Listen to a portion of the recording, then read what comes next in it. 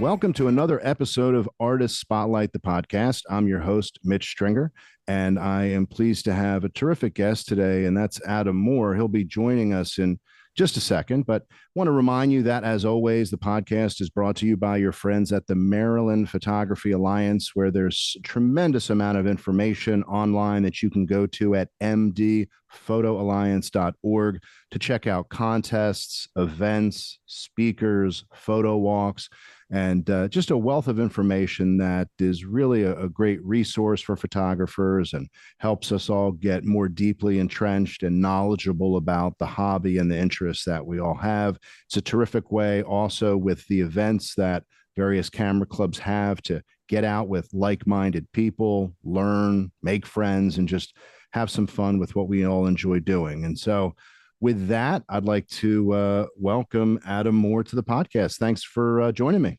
Hey, Mitch. Thanks for having me. So Adam is coming to you, as they say, live on tape from New York City, and having been born in Ohio, but now in New York as a resident. When did you head from where you grew up into New York? Well, I went from, like I was mentioning before, I was off mic. I was born in Ohio, and then in Cincinnati, and then I moved to New England. I moved to Connecticut, and then ultimately Massachusetts, where I grew up. And then from Massachusetts, after college, I came directly to New York City, where I've been for, goodness, almost 20 years now. You know, when I go to New York City, I think that the pace of the city is something that I really respond to. I know for some, they feel like it's a little much, it's a little intense, it's a little busy and crowded. And yes, it is all those things. But from an artistic perspective, there is so much going on. Do you kind of immerse yourself in the artistic community there, or are you kind of just real focused on the work that you do with all these other things kind of going on in the periphery? I would say that I'm pretty focused on my own work and myself. However, I do find that the the hum of the city is a positive thing for me. I really see myself being here for a very long time. I feel comfortable in this city.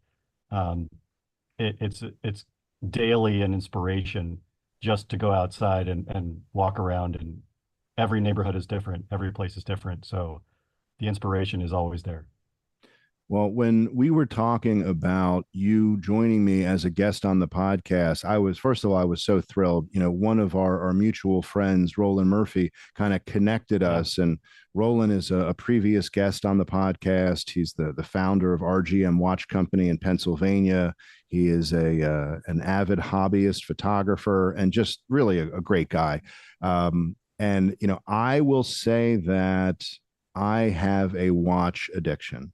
I absolutely have an addiction to watches. And so, you know, with you doing work with so many of the watch brands to provide the imagery of their timepieces for various needs, be they brochures or web or just marketing campaigns, you know, I was really very much, you know, looking forward to speaking with you. And for those who are listening who are not familiar with Adam's work, his work is not only is it beautiful, but it's been acknowledged by publications such as the New York Times, Worn and Wound, Hodinkee, Watchanista, and of course the clients that he has in the watchmaking community. What was it that got you first interested in photographing watches? It's a very unique aspect of the photography industry, and probably unique even within the macro photography industry. What was it that got you going that direction? Well, in New York City, I started out being a photo assistant, as many people here do, and I did about 10 years as a photo assistant before I was the person behind the camera. And I learned pretty quickly that I wanted to shoot products, and I didn't want to photograph people as the thing that I did for money. I love photographing people, but that's not what I wanted to do professionally. So I started photographing products and eventually got behind the camera photographing jewelry. And jewelry is a difficult thing to photograph, as other photographers out there will know. There's a lot of different reflection angles, and you really have to be very focused on what you're doing and your lighting technique in order to get it right. So I got good at photographing jewelry first, and then watches came in front of me. I was working for there's a company called Gilt, Gilt, that had a big studio in Brooklyn in the Navy Yard, and they would put something different in front of you every day, and they realized I was good at jewelry, so I got in their jewelry room shooting that. And then shortly after, they put a collection of watches in front of me that was curated by a gentleman named Ben Clymer from a website called Hodinkee. And this is very early on in the stages of Hodinkee. And for those who don't know what Hodinkee is, it's one of the largest watch blogs out there. And that was very early on, and I was like, what is Hodinkee? And so I looked it up, and very quickly I was like, oh, there's a lot more to the watch world.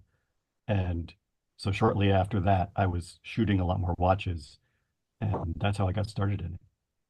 Yeah, it's kind of fascinating. So, at a high level, how would you describe the difference between shooting something in close up using a zoom lens as opposed to shooting that very same object? I'll use a watch as an example, using a macro lens, a tripod, that sort of thing. What are you getting from a macro lens that you may not get from just a zoom that you're zooming in much closer to that same object? Well, to get technical about it, the macro lens itself, it can physically focus closer to your subject. That changes a lot of different elements about the lens and what's going on with the photography, namely the depth of field. The closer you are to your subject, the narrower your depth of field is. Doesn't matter if you're at f16 or f32, your depth of field is going to be very narrow. And there are ways you can change that and compensate for that and use that to your advantage. You can get physically closer or physically further away from your subject. If you want to be extraordinarily close, you use a longer macro lens to be physically further away to get a greater depth of field. Or if you want, you can use a 50 millimeter macro lens so that you're right on your subject, or you can even use extension tubes attached to your macro lens to get even physically closer. And that narrows your depth of field tremendously. Um, and of course, there are modern tools that I use all the time, like focus stacking, that can sort of change that element of it. But that's one of the main differences between, with using a macro lens and getting physically closer. And with most of your work, is there an approach along those lines that you tend to use more than another, or does it vary based upon the situation? I'd say it varies on the situation really, because what I'm doing is I'm often when I'm handed a watch, whether it's, whether I'm at a watch meetup and someone's handed me the watch off their wrist, or if I'm photographing a product for a brand, it's really an exploration for me. I am a watch collector myself. I enjoy watches. So that takes it to another level for me as far as, first, I'm a photographer and that's what I do. That's what I do professionally. But I also really enjoy the particular subject matter that I've gotten into the niche of. So for me, I get a new watch in my hand and I'm excited about it. I want to explore what's different about this watch, what's exciting about it, the angles, the way the light's playing off the case, the brushing, the movement, the dial, the hands, the way they're, intentionally structured by the watchmakers. I want to understand what they were trying to convey.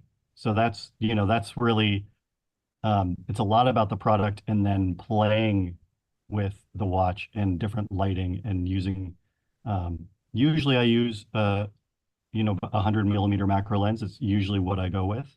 But there are often times when I'll use extension tubes or things like that to get a lot closer. I do have a really cool lens that is essentially a low powered microscope, and that's the 65 millimeter Canon MP-E, which does not focus to infinity. It is a 1x to 5x life size lens. So it starts at 1x life size, which is usually what, a 100 millimeter Canon lens would go to, right? The macro 100 goes 1 to 1, which is life size. And this other lens, is 65, starts at 1x and can go up to 5x life size, which I'll tell you is way too close. The front of the lens is way too close to the subject to allow the light to hit it properly. But usually up to about 3x life size, I can use that one. When people think about photographing an item, it could be a watch, could be something else, and I'm going to kind of I'm going to try to draw a parallel here. You have people who specialize in car photography, and you have people like yourself who specialize in watch photography. So the average person who's not a specialist would say, there's a car. I'm going to get a picture of the whole car, of the bumper, of the fender, of unique aspects of the car. Could be the wheels, could be the dashboard, could be the instrument cluster.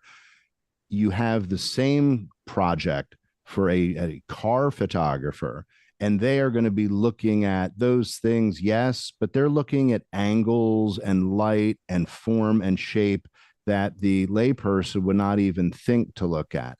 So when you're looking at a watch, the average person would take a picture of the watch and they would say, oh, darn, I've got a reflection, or, oh, God, so the hands aren't really showing up the way I want, or it's just not looking like what I want. So when you're looking at a watch to photograph, from the most basic, how do you avoid having reflections that you don't want, or sharp light that you don't want? Are you photographing these inside of like a small box to control the environment? Kind of what's the setup? I'm sure it can vary, but generally speaking, when you have the time you prefer to have, what's kind of the setup that you undertake to get the images you're looking for? Well, it's about perspective. And it's funny that you bring up cars, because car photography is like the giant version of watch photography. A car is essentially like photographing a giant version of a watch. There's a lot of different textures, there's a lot of different angles, there's a lot of different metal curves that reflect light in different ways. And so for me, when I get you know, getting a watch and deciding how I'm going to photograph it, my brain thinks about things smaller and close up. I want to see things close up in a way that the normal human eye doesn't necessarily see. And that's interesting to me. I've always photographed that way. When I was in high school and I took my first photo class, I was photographing action figures very close up and making them look like real life people, because that's just what my mind wanted to do. And so it's about the perspective. It's about, for me, a watch is the right size for a thing that I want. My brain likes the process to photograph. So that's very helpful. But in photographing, like in the setup for that, it's a lot about, okay, we want to be able to reflect the light back into the case so you can see the elements of the case in a way that makes sense. Whether or not it's just a little bit of light or a white card that's reflecting white back into the case. Oftentimes it's stainless steel or white gold or platinum even, and those tones take really well to just having a white reflecting card nearby. And then it's a matter of the dial and the texture on the dial and the color of the dial. When you have a white dial, it's great to reflect white back into it. It works really easily. But oftentimes, if you have a black dial with, small hour indices that are metallic, it can be really difficult, because you want to bounce black back into the dial so that it looks black, but you also want to make sure that the indices, the hour markers, or the seconds hand, or the minute or hour hand, are also reflected in a way that makes sense. So there's a lot of thinking about reflection and understanding what tools you can use for that. So mostly, I can show up somewhere, and oftentimes I photograph outside of a studio setting, because I'll be at a watch collector meetup, or I'll go to the watch trade shows in Switzerland where, you're seeing the watches for the first time, um, presented to the public, and you're in a trade show booth in, with terrible lighting, and you have to figure it out yourself. So I've got a great little setup that I can basically bring with me anywhere I go, which is just a couple of white cards made into little books, so that just like you would see in a larger studio setup with, like, if you're shooting people, you've got, a foam core book essentially. It's a folded piece of foam core, and that and a couple of pieces of diffusion paper, and really, it's good to go. So my studio itself is set up in a way that I have a much more controllable version of that, Mhm. um, to start with. Well, fortunately, the subject of your photography is a lot smaller than a car. So if you have to have a studio that's nimble and can go with you, yeah, good that you're photographing watches. It's a much smaller mobile studio. It seems to me from talking with a number of the watch companies at Watch Time in New York and some of the Hmm. various sort of the micro brands at like a Worn and Wound type event, like the wind up watch events. It seems like during the worst of COVID, when people really couldn't travel much, if at all, people had a bit more disposable income. Watch sales went up, as did other sort of elective expenses, elective purchases. And it seems to me that from that time to the present, that the watch business, especially the micro brands, but also the sort of mainstream larger entities, seems like the business is booming. It seems like they're coming out with more and more not only models but varieties within those models. That's an outsider's perspective, someone who collects watches, but not the insight that you have. Are you seeing that similar type thing, or am I misreading the market? I don't think you're misreading it at all, but I think that what I kind of had, the way that I look at it is a little bit different than most people. I'm not just looking at it as a collector, and I'm not just looking at it as a professional in the industry. I'm kind of both. You know what I mean? Like, so one of the first things that when I, going back to, when I was first got watches put in front of me, and I read what Hodinkee was, and I went and researched that. At the same time, this is about, probably about 10 years ago now, I started going to a watch collector meetup here in New York City, called Red Bar.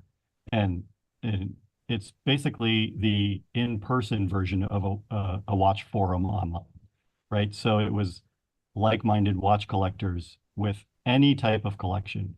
They didn't have a barrier to entry, which was, one of the things I was worried about at first is, like, if you think about watches, you think about high-end luxury watches. If you think about a Rolex, my idea of a Rolex 10 years ago was, the watch that was super expensive and on the wrist of some finance guy here in New York City. That's what my, stereotypical idea of what that was back then.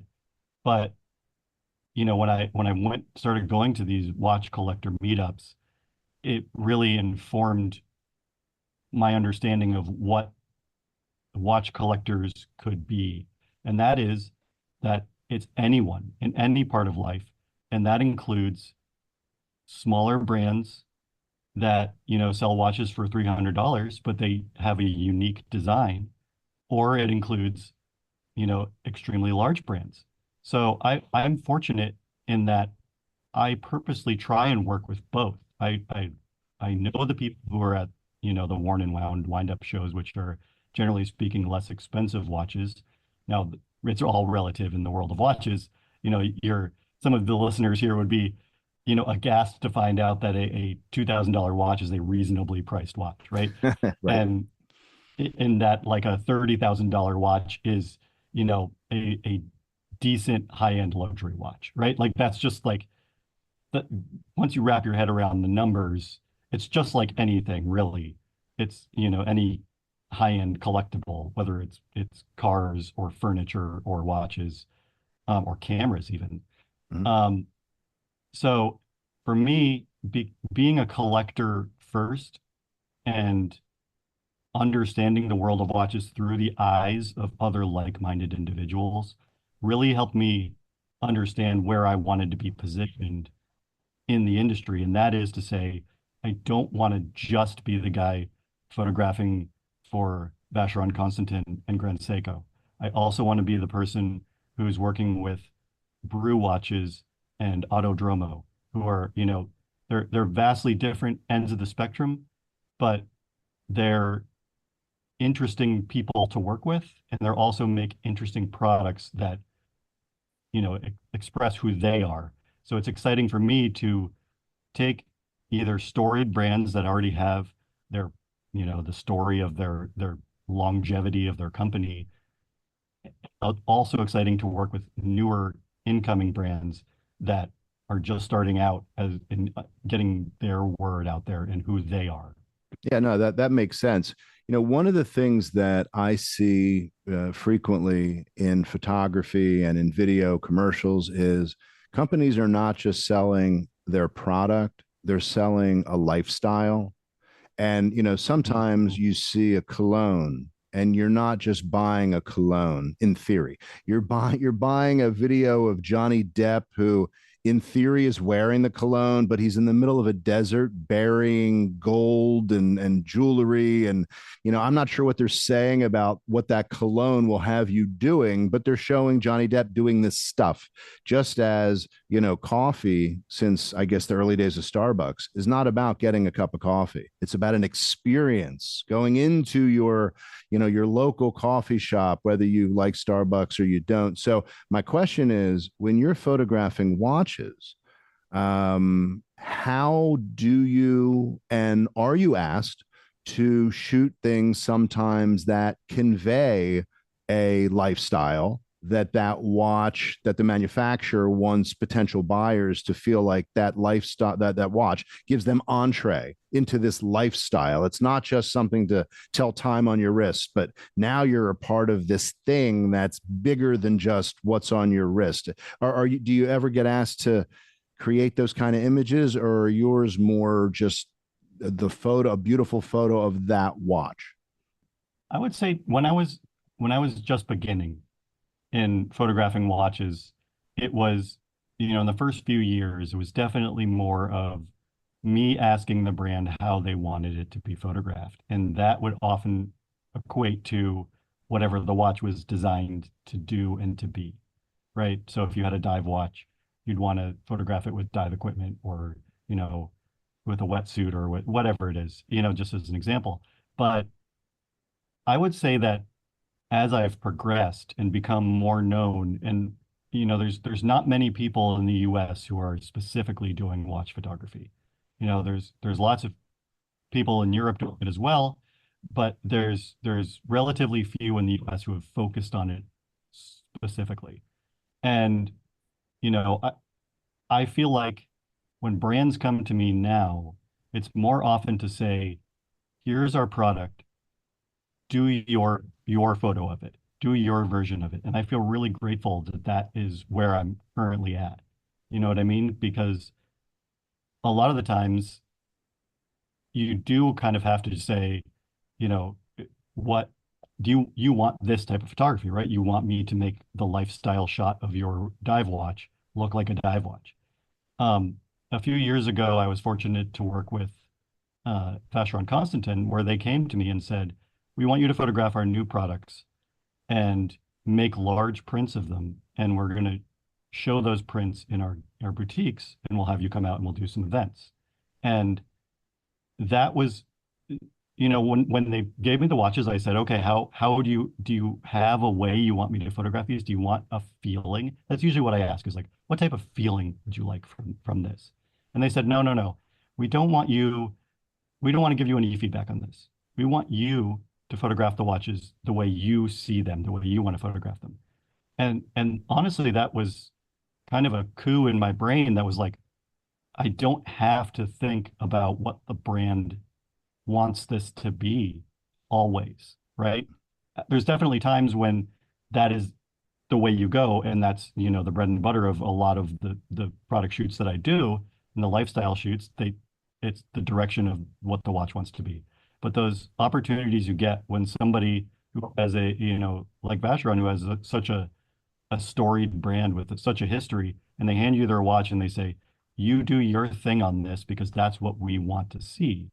That's that's amazing. That's wonderful.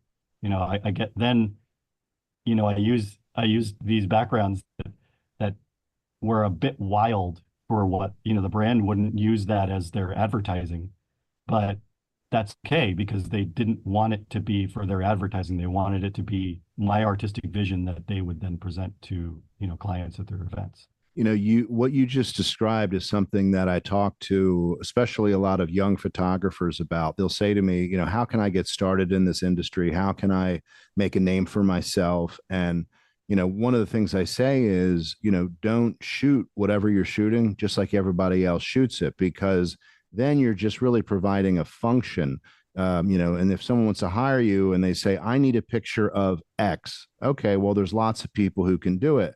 But when people are hiring you because of you and your eye and your take, because it's unique and they're valuing your unique way of doing something, that's when you really differentiate from the broader field of people out there with a camera. And you just described it. It's no longer about, the art director says, here's the shot list. This is what we need. Now they're saying essentially, work your magic. We're hiring you for you. So, we provided the watches. You just go with what you think is going to be good. And I think that's, very much I'll call it the next level as a photographer when they're hiring you because of your unique way of doing things. And that's, that's got to be very freeing for you or for any photographer who they say, I want an Adam Moore photo. I don't want just a photo. That's a huge deal.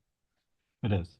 Yeah. And that's a great point that you just made as far as when you talk to people, when you talk to a younger photographer, people come to me a lot and say, I don't know much about photography, but I'm inspired by your watch photography and this at watch events, for instance. They'll come up to me and say this, what should I do? What camera should I buy or whatever? And it's like, okay, you want to photograph what is inspiring to you, right? And I'm fortunate enough that I have got myself into a niche of the professional world that I actually enjoy, right? I enjoy photography, so I'm happy that I get to do photography as my job. I happen to photograph a product that I enjoy collecting, so I enjoy it personally myself. Now, some people might think that overlap might cause some friction, not for me. But when people are like, well, okay, what should I go out and photograph? It's like, photograph what inspires you, what you enjoy, and explore it and have fun with it. Like you were just saying, do it in a different way than other people. If you let yourself think creatively about whatever your subject is, that will help you tremendously when, if you don't think about what other people are going to say about your thing, you go out and you photograph it the way you want to, just because that's the way you happen to be inspired by it. That's the way you wanted to light it. That's the way you wanted to interpret it. It's not wrong, and it's fun to see what people come back to me with when I say, oh, okay, here, go buy this camera or this lens or whatever, and go get a macro lens because that's what you really need, or go get this little clip-on lens for your phone because that will be good enough for you as far as what you want to do with the photos. And they come back to me and they show me the photos later, and it's great. Yeah. Oh yeah. Yeah. And you see like a light bulb go on because they have the desire, but there's just a missing piece of knowledge that a word here, a suggestion there, kind of opens up a whole new rabbit hole for them to go down with the right lens, and then they take it from there. I was talking to somebody the other day about when you're using when you're shooting general photography and you go from using lenses that are an f4, an f5.6, and now suddenly you're using a 1.2 or a 1.4, and how suddenly you kind of see things differently because of what those lenses, can do that, an f5.6 can't do just because they're fundamentally different. So, that's, I also get those questions, what camera should I buy, et cetera. And then of course, our question back would be, what do you like to photograph? Because exactly. It's not just about the camera to do that thing.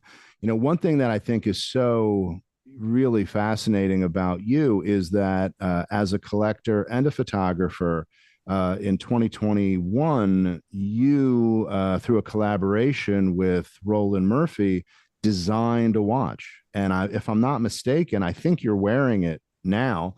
So how did the Fat Arrow watch come into being? Yeah, it's just awesome. How did that whole collaborate or concept, then collaboration, and then the execution of it? How did all that come to be? Because to be a collector and then design a watch with an outstanding watch company like RGM, and then ultimately photograph the watch that you helped design. I mean, it had to be like a little mini dream come true when you did it.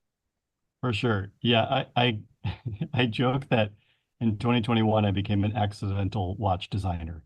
I didn't mean to become a watch designer. It's never been my goal in life.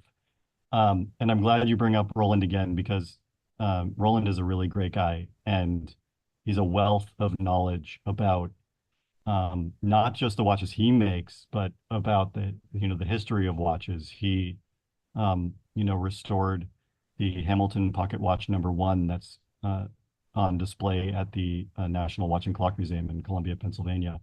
And for me, working with Roland, just, I'd met Roland over the years, and I said, "Hey, I'd love to do some work with you sometime." And he said, "Great, come down to Lancaster, Pennsylvania, where his workshop is. He's just outside there, actually. And he's essentially one of the only people in the U.S. who has their own true manufacturer, soup to nuts, of watches, and it's pretty spectacular. So I started working with Roland. I did some photography and some video for him, and eventually, I had been doing. I worked with a company called Analog Shift. They're a vintage retailer here in New York, and the watches I was photographing for Analog Shift, I would photograph a lot of the same type of vintage watches, right? So, for instance, the watches that the Fat Arrow watch is based off of are the World War II Dirty Dozen watches, which if you're unfamiliar, the Dirty Dozen watches were during World War II, the British military contracted 12 different companies to make them the watches that their soldiers were going to wear. It just happened. I don't know exactly why they became 12, but they just put out the contract, said, this is the way the watches should be made, and on them, to denote that they are property of the British military, there's going to be an arrow on them. And that arrow, basically, if somebody got the watch afterwards, would know that, oh, this is British military property and I should return it or whatever. And each different company that made one of these watches put a slightly different arrow on the dial. And so collectors today will try and collect all of the Dirty Dozen. They'll try and collect every single piece. But as I was photographing all these watches for Analog Shift, there's slight variations, right? First of all, they're older watches that were maybe made in the 40s, 50s, 60s. And there's variation in how they were produced. And I have an eye for detail. So I would very specifically see that, oh, the arrow on this one is got a slightly longer line in the center, or it's, fatter lines, or it's whatever it was. The tiny details are the things that my brain picked up on. So I started taking all the different variations of the same types of watches that I had been working with and photographing, just product photography and lifestyle photography. And I put them into Photoshop and I started playing around, and I call it mashup art. But I took the different elements of those watches, whether they're Omega Speedmasters or Rolex GMT models from the 70s.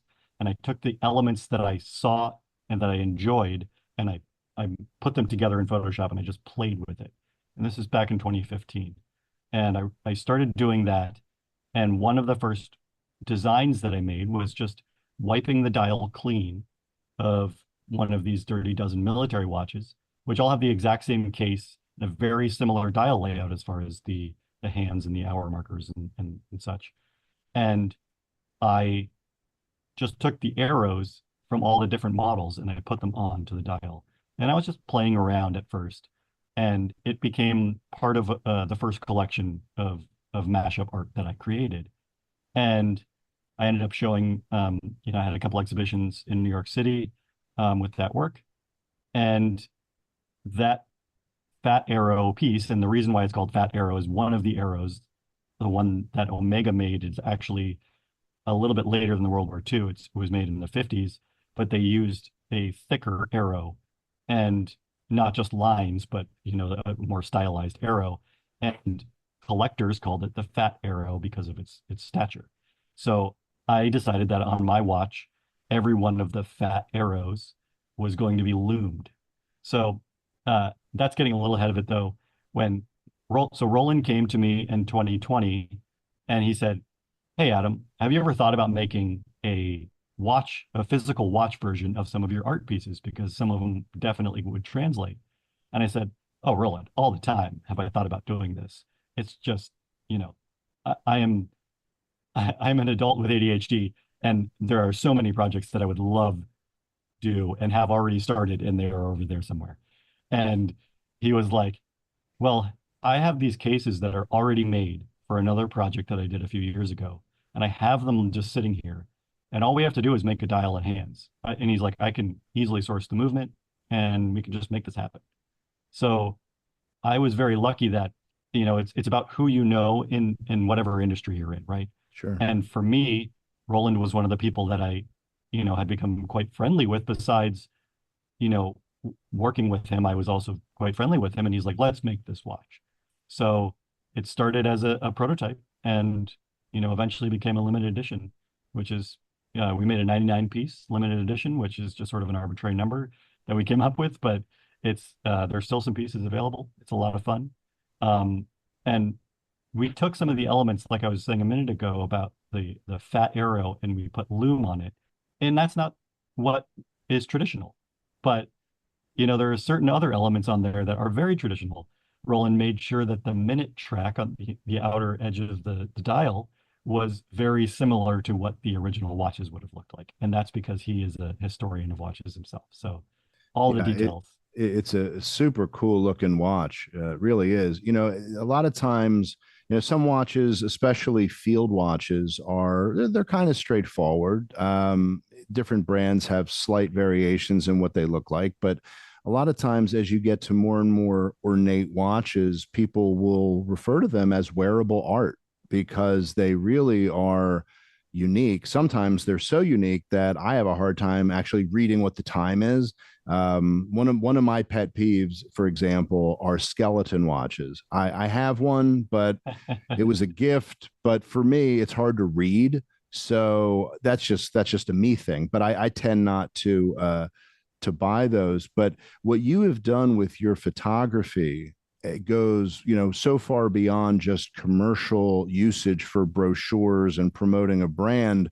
Your work is truly art. And I've seen on your website and on a number of different articles that have been written about you about these, fairly sizable prints that Yeah, galleries sell and that you market of various watches. And it really goes far beyond just here's a watch and it's a big picture of a watch face. These are really beautiful. And I know that you're working on an exhibition at your alma mater, Fitchburg State in Massachusetts, where indeed. your work will be exhibited. So, can maybe talk about the transition, if that's a fair word, from just photographing watches for brands and maybe for magazines to they becoming actual art pieces on their own.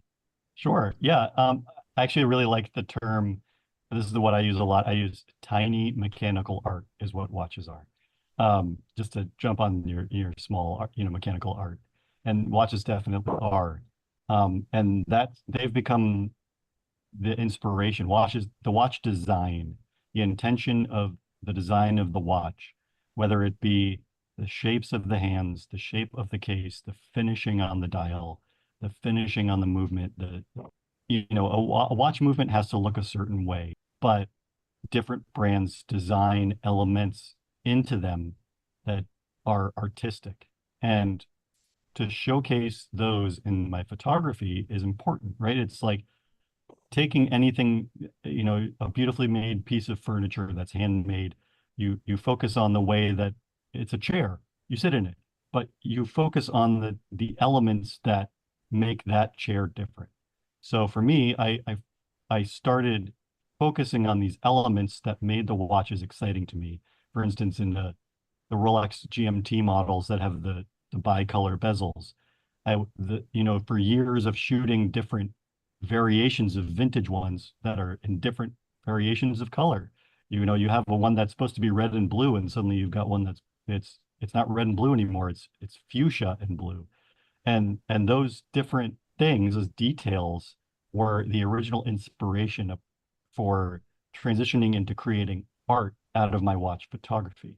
Now, I didn't then, and I still don't create watch art because I thought it was going to be a good idea to make money.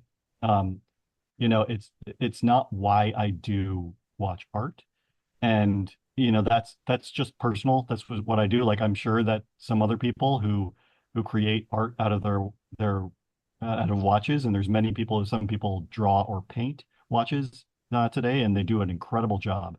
Um, but for me, it's almost a therapeutic thing that other people have seen and decided that this is you should keep doing this, Adam. Keep going with this and keep showing us. Um, so I don't for me, the transition of going from a professional watch photographer and doing watch art is more an out so that I can continue loving what I'm photographing. It's another exploration of thinking outside the box of whatever your subject is, and I think that's important. It's important to have an outlet, no matter what you're photographing, to do something a little bit weird, a little bit funky, something that may not even work. There are many times when I create a piece of art and it never gets seen because it doesn't work for me. But I had the experience of creating it, of exploring that design, that idea, helps me in my everyday professional watch photography, if that makes sense. Well, no, it does. And it kind of brings a question to my mind, which is, and I asked this to a number of photographers who are specialized in a particular field, when you're not shooting professionally with watches and that sort, are there other forms of photography that you enjoy just recreationally, or do you shoot so much for work, so to speak, that once that's over, good luck getting a camera in your hand because you've been doing that all week?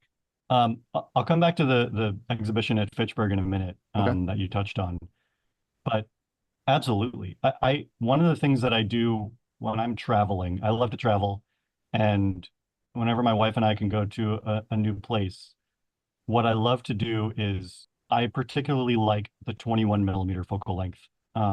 That is my landscape lens. So when I go to a new place, what I like to do is I like to walk around it or bike around it. I'm a big cyclist, and we'll walk around or cycle around the city, and I'll explore the city in landscape mode.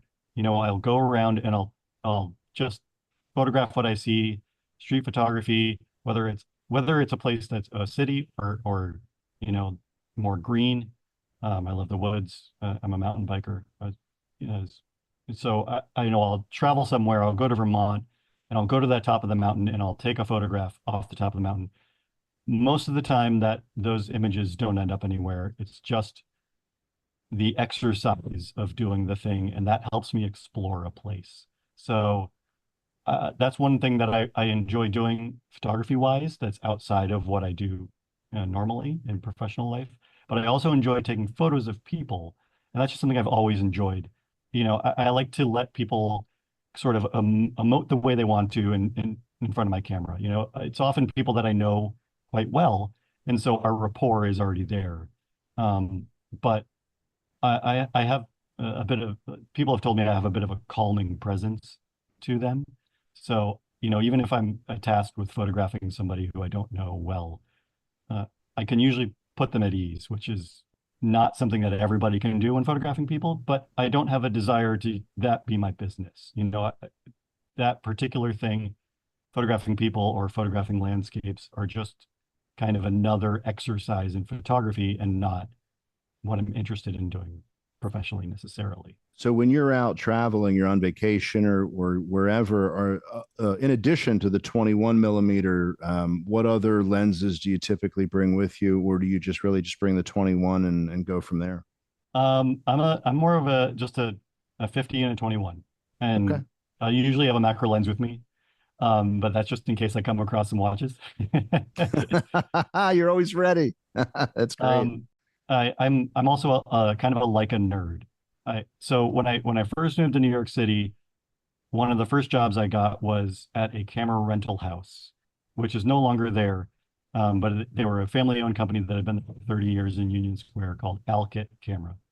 The great thing about going straight from school, where I got to use Hasselblads and I learned on film. I was one of the last generations of photographers to learn on film and then go into the professional world.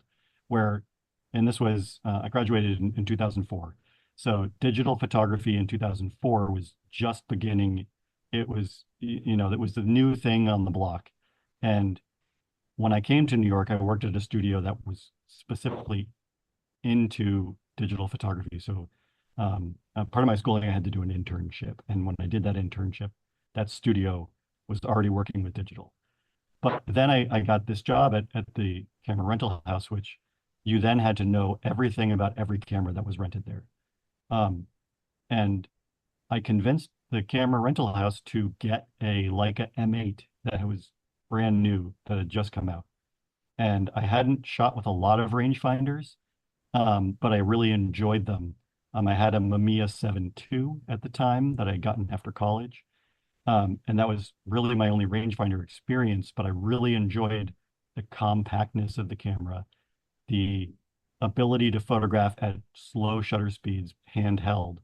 And that was my travel camera of choice, was a rangefinder. So for many years, I eventually owned a Leica M8, and I owned a Leica M9 and an M10, and uh, the second generation monochrome, the M246. I'm a big Leica nerd in that way, and part of that is because their cameras hold their value, and you can essentially trade them up to the next model because there's always somebody who wants the last one, Mhm. and that holding their value is often, I can correlate it to the watch world. People are like, well, Leicas are so expensive. Why would you buy this Leica? Why it does the same thing out of the box as a Sony or a Fuji. And for me, part of the excitement of cameras is also collecting them, but I collect cameras in a different way because there are tools for me that I use, right? So I collect cameras that I would use with that give you different abilities to do different things. So for me, rangefinder cameras were fantastic for photographing people and glorious for photographing landscapes. A Leica M9 with a 21 millimeter lens on it is a fantastic setup that is hard to beat for that kind of work. As I got into product photography and macro photography, I have two kids, and ultimately I've now come down to the SL3. I don't currently own a digital rangefinder because the SL3 can use all of my rangefinder lenses, Mhm. and in such a way that it's because it's high megapixel, I can use it for almost everything now, which is pretty remarkable. As I get older, my eyesight isn't as great. It's harder to focus a rangefinder lens fast. Yeah.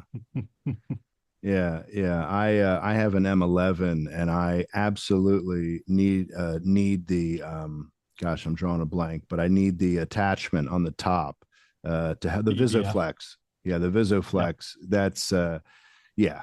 I would struggle in quick focus situations if I was having to focus using the focus patch. Just getting a little bit older. But with the VisoFlex, that's like the training wheels. It's real helpful.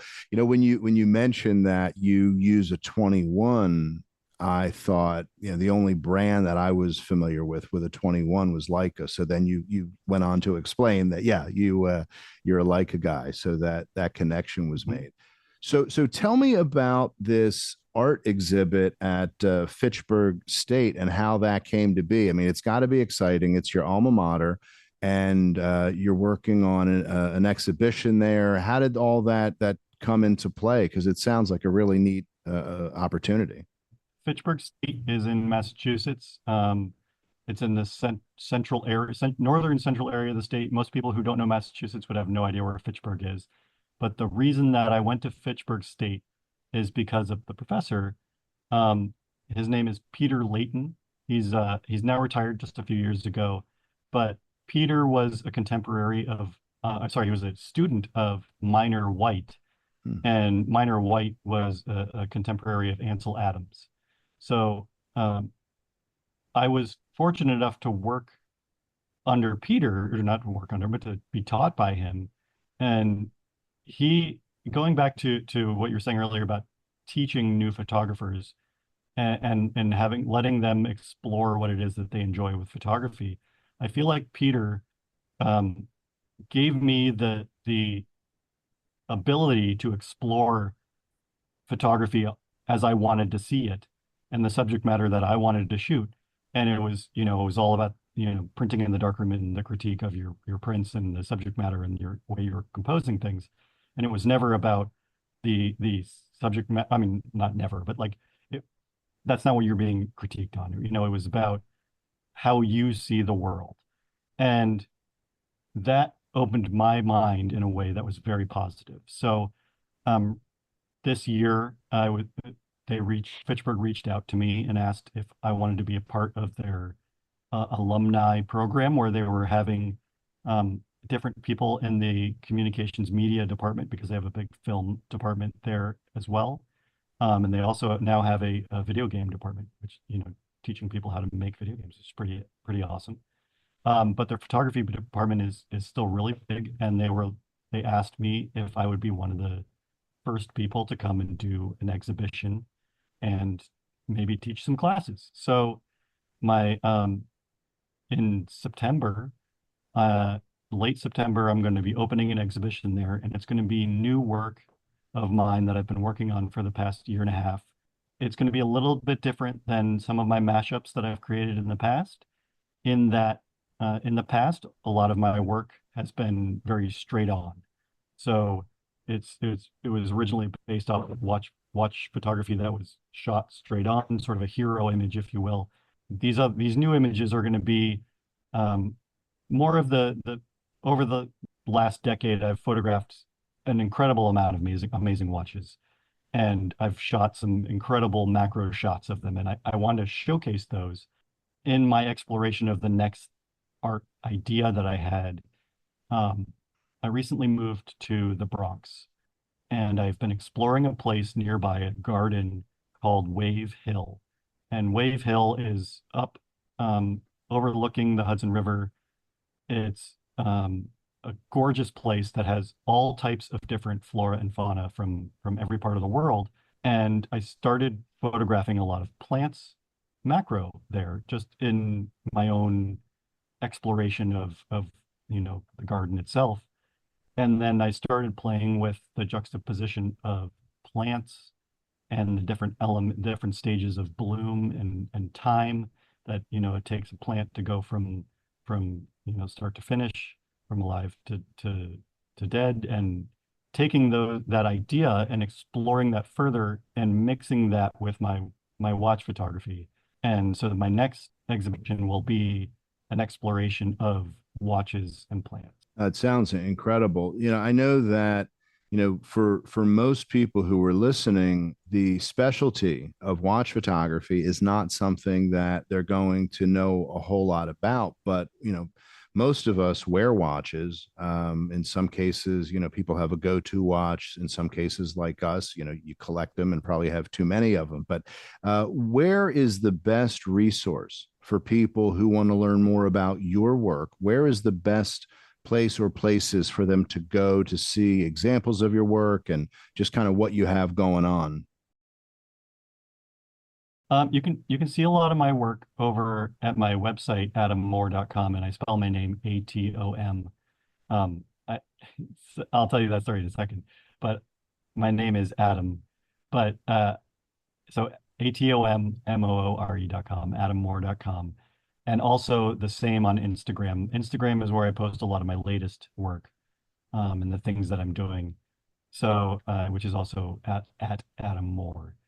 Um, so you can go there to find me, but it's funny because I even changed my name, so to speak. My parents gave me the name Adam, Adam, and I in high school I started signing my prints in the first photo class I took, ATOM. It just felt right at the time, and it's kind of stuck and become my life patch, if you will. It's become my known as. And so as an artistic photographer, I am Adam Moore. It's very cool. Yeah, when I heard your name and then I looked at the spelling, I thought that's really cool. It's definitely, the non-traditional spelling as a person's name, but certainly, very well known as a word. But it all fits. It all If I meet you on fits. the street and I don't know you very well, I'll just tell you that my parents are scientists. There, yeah, right. Exactly. Well, Adam Moore, ATOM. I appreciate you, your generosity of time with me and just sharing kind of how you got to where you've gotten to and what you're doing. I really appreciate you being a guest on the podcast. Thank you, Mitch. I appreciate you too. Thanks for having me on. So much good information, and it never ceases to amaze me that photography, which is something that if you're listening, you appreciate, you love doing, there's so many aspects to it, and there's always a way to kind of freshen up what you're doing, to add to what you're doing. A lot of times if you branch out from one form of photography to another, what you find is that even though it's different, it may still be additive to the original forms of photography that you enjoy. I know that's been the case with me, whether it's wildlife or sports photography or street photography, portraiture. They kind of all add to one another in terms of just composition and understanding of light. Want to remind everybody, if you want to know what I have going on, you can check out my work at Mitch Stringer Images on Instagram. You can go to mitchstringerimages.com on the internet. If you have any questions, feel free to shoot me an email or a DM. I'm pretty good about responding quickly. I know we've had over the past couple of weeks a bunch of questions about who we're going to have on future episodes. We've also had some requests for gear suggestions, kind of like what Adam and I talked about, where people say, hey, I'm going on a trip to so and so. What kind of camera or lens would you suggest? So I'll do my best to answer those questions. Sometimes there's a whole lot of factors that go into what's the right camera or what's the right lens. But I will get back to you with the best that I possibly can provide to you. In the meantime, I wish you great light, wish you happy shooting, and we'll see you next time on Artist Spotlight, the podcast.